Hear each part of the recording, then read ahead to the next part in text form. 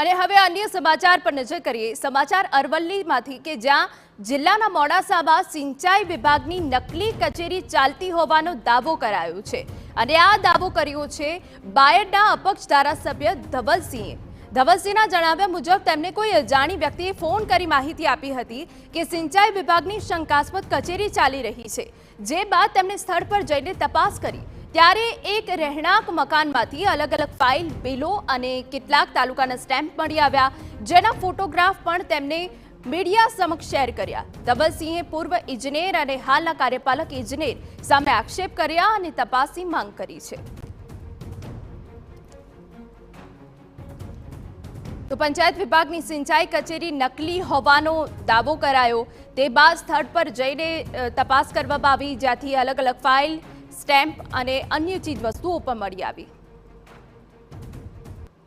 મહત્વનું છે કે જે વ્યક્તિના ઘરેથી આ તમામ ફાઇલ, સ્ટેમ્પ અને બિલો મળી આવ્યા છે તે પૂર્વ ઇજનેર PM ડામોરને સવાલ પૂછાયો ત્યારે તેમણે તમામ આક્ષેપ ફગાવ્યા અને કહ્યું કે હાલના ચાલુ કાર્યપાલક ઇજનેરને 2 સવાલોના જવાબ પૂરા કરાવવા માટે મદદ કરી રહ્યા હતા।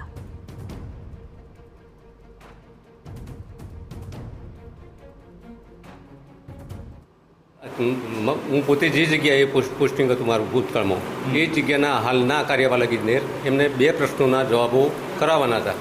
એટલે એ જૂના કેસની મને થોડી ખબર હતી, એટલે એ મારી જોડે સલાહ સૂચનને એના કોરસ્પોન્ડન્સ માટે અહીંયા આવ્યા હતા। જે પ્રકારે અહીં સહી સિક્કાઓ મળી આવે છે, ફાઇલો મળી આવે છે, આ પ્રકારના જે દસ્તાવેજો મળી આવે છે જેને અત્યારે હાલ જપ્ત કરવાની કાર્યવાહી થઈ રહી છે, આ તમામ બાબતો કેટલીક શંકાઓ પ્રેરિત થયો છે, આપના મતે કોઈ શંકા નથી। હું પોતે કાર્યપાલક ઇજનેર તરીકે હતો ત્યારે એ જે તે ટેબલની અંદર જેમ છે એમ જ ધૂળ ખાઈને પડી રહ્યા છે, એનો કોઈ દુરુપયોગ થતો નથી। જૂના જે અધિકારી હતા એમને મારે સપોર્ટ લેવાની જરૂરિયાત ઊભી થઈ, એટલા માટે હું અહીંયા આવ્યો હતો। મારી એક ફાઇલ લઈને આવ્યો છું 2 કેસની, સિમ્યુલેટિવ વોટિંગવાળી, અને 2 MB હું પણ જાતે જ લઈને આવ્યો છું। હું ક્લાસ 1 અધિકારી છું, મને જવાબદારીની ખબર છે, હું જાતે લાવ્યો છું, MB લઈને હું પરત જવાનો છું અને જવાબ મને મળ્યો છે।